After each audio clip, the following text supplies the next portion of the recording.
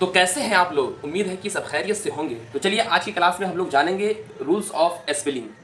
अंग्रेजी में हम किसी भी वर्ड को लिखते हैं और किसी भी लेटर को किसी शब्द किसी वर्ड के साथ मिलाकर लिखते हैं तो क्या क्या चेंजेस आते हैं, क्या क्या बदलाव होता है, इन सब चीज़ों के बारे में जानेंगे। तो पहला हमारा रूल्स ऑफ स्पेलिंग। ऐसे स्पेलिंग को उर्दू में हिज्जे कहते हैं, वर्तनी हिंदी में कहते हैं। मतलब हम किसी शब्द को जो बोलते हैं पढ़ते हैं तो डायरेक्ट तो पढ़ते नहीं हैं, उसको तो हम पहले बोलते हैं तोड़ तोड़ कर तब जोड़ते हैं, क्या है कि नहीं है। तो आज हम नियम सीखेंगे किसके बारे में?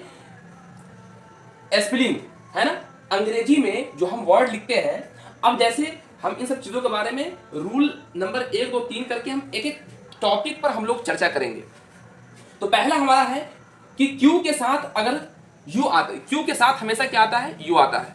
क्यू के साथ अगर हमेशा आप याद रखेंगे कि अगर क्यू अगर किसी शब्द में है, जैसे क्यू, तो इसमें क्यू के साथ यू आ रहा है कि नहीं आ रहा है? क्यू के साथ हमेशा यू आएगा, इतना हमेशा याद रखिएगा।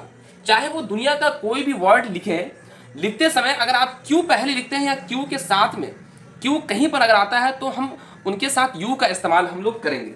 जैसे Q U double E N, Q के साथ मेरा यू आ रहा है कि नहीं आ रहा है?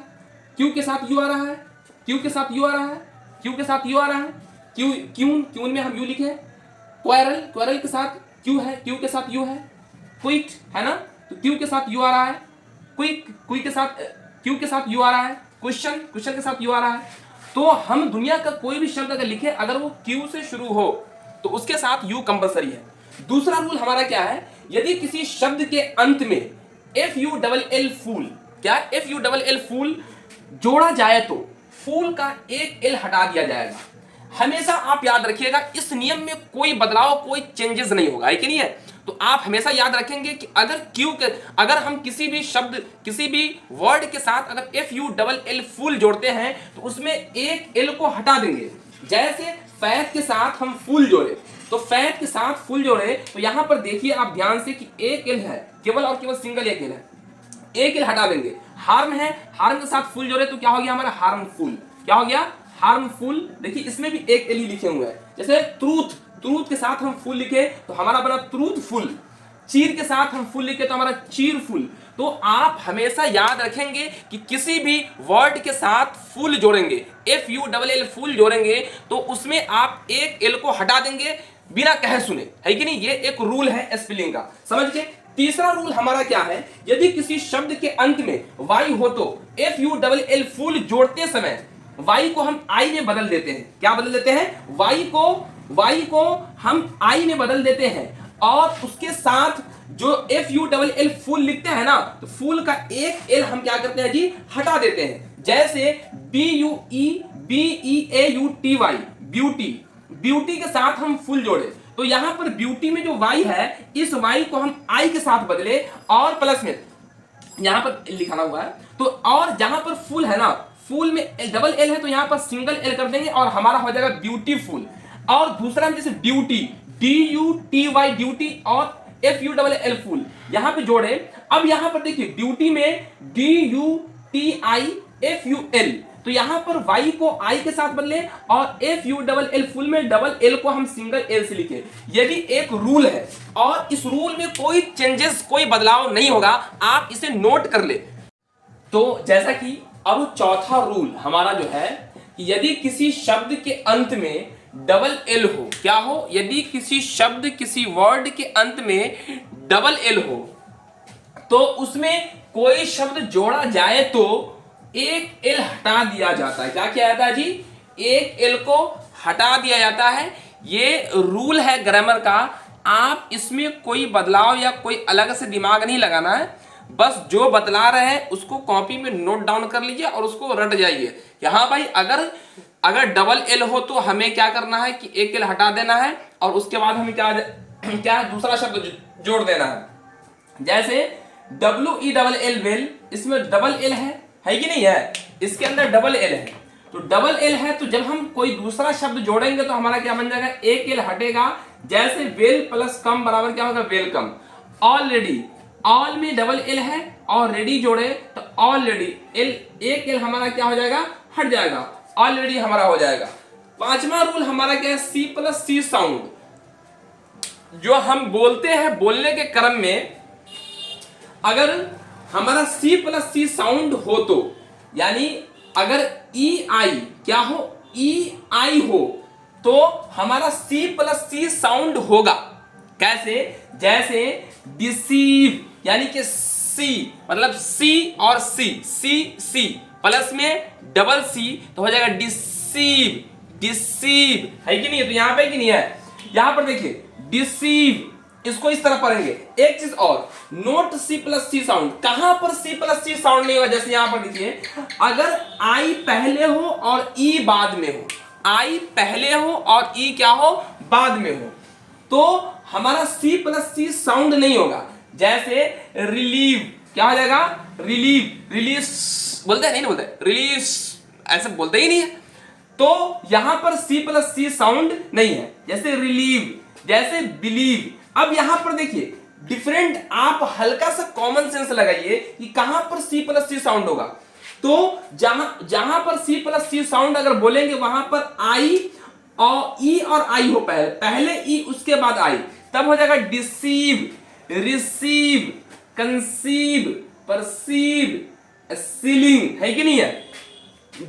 अगर हमारा आई और ई हो, आई और पहले आई और बाद में ई हो, तो हमारा सी प्लस सी साउंड नहीं होगा। जैसे रिलीव, बिलीव, नाइस, साइज, है कि नहीं है।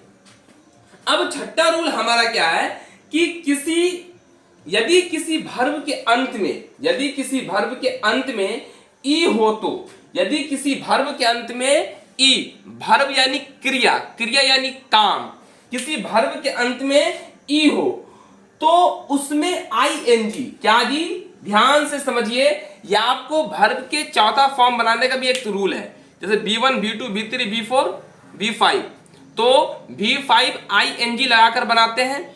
तो अगर हमारा उससे आसानी, हमें एक अलग से वीडियो बना देंगे कि V2, V3 और V4, V5 जो है कि कौन सा वर्ड कैसे रहेगा, तो कहां पर ई रहेगा, कहां पे आई रहेगा, कहां पर हटाकर उसको हम लगाएंगे, उसके लिए एक अलग से वीडियो हम पूरा अलग अलग से सबका सब फॉर्म बनाने का बना देंगे।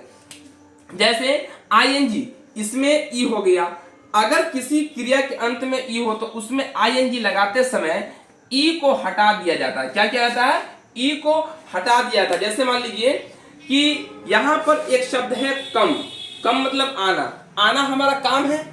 जैसे MEK, मेक मतलब बनाना, मतलब ये भी काम है कि नहीं है। राइट मतलब लिखना, ये भी काम है। गिव मतलब देना, ये भी काम है। देखिए कम में ई है तो आईएनजी लगा, आईएनजी जब लगा तो हमारा क्या बन गया, कमिंग। MEK ई है, यहाँ पे आईएनजी लगा तो मेकिंग, तो यहाँ पर ई हट गया हमारा। राइट में ई है, ई को हम क्या करेंगे, हटा देंगे, मतलब जब भी हम आईएनजी जोड़ेंगे तो ई हट जाएगा, तो WRITING, राइटिंग। इसमें भी सेम वही प्रोसेस है। अब देखिए ध्यान से, एब्यूज में ई है, आईएनजी लगाएंगे तो एब्यूजिंग, यहां पर एस के बाद ई हमारा गायब है। तो ये रूल आप हमेशा याद रखिएगा, समझ गए। तो रूल नंबर 7 हमारा क्या कह रहा है, आप ध्यान से देखिए बोर्ड पर क्या लिखा है। यदि किसी वर्ब के अंत में, यदि किसी वर्ब के अंत में डबल ई, ओ ई, वाई ई हो तो आईएनजी लगाते समय, आईएनजी लगाते समय कोई परिवर्तन नहीं होगा।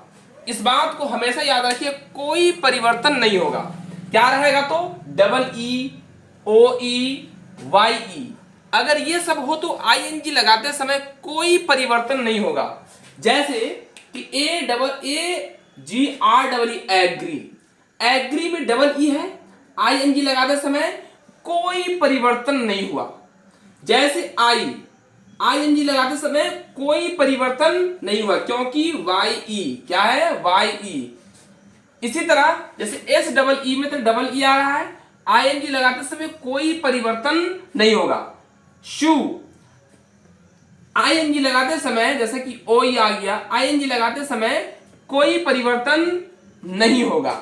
देखिए रूल नंबर 8 हमारा क्या कह रहा है, यदि किसी वर्ब के अंत में, यदि किसी वर्ब के अंत में क्या हो, आई ई, क्या हो, यदि किसी वर्ब के अंत में आई ई हो तो आईएनजी लगाते समय आई ई को वाई में चेंज करते हैं। क्या करते हैं? आई ई को वाई ई में चेंज करते हैं। यदि किसी वर्ब के अंत में, किसी क्रिया के अंत में, जैसे D I E die, die में आईएनजी लगाते समय हमारा ई दुन्नु गोल हो जाएगा, उड़ जाएगा और उसके बदला में ये आ जाएगा, इन दोनों के बदला में ई आकर बैठ जाएगा यहां, तो हमारा हो जाएगा डाई। जैसे लाई में आई ई आ रहा है तो देखो ई दुन्नु को काट छाट के भगा दिया और यहां पर वाई अपना स्थान ग्रहण कर लिया और आईएनजी लगा दिए तो हो जाएगा लाइन। इसी प्रकार हमारा रूल नंबर 9 क्या कह रहा है? यदि किसी वर्ब के अंत में अंतिम अक्षर के पहले, यदि किसी वर्ब के अंतिम अक्षर के पहले भवेल लेटर हो, ध्यान से सुनिए, यदि कोई वर्ब क्रिया है, यहां पर एक वर्ब है तो यहां पर देखिए अंतिम अक्षर हमारा एम है, एम से पहले हमारा आई है, आई हमारा क्या है? भवेल है या कंसोनेंट? क्या है? भवेल है। भवेल कितने होते हैं? 5 होते हैं, ए ई आई ओ और यू।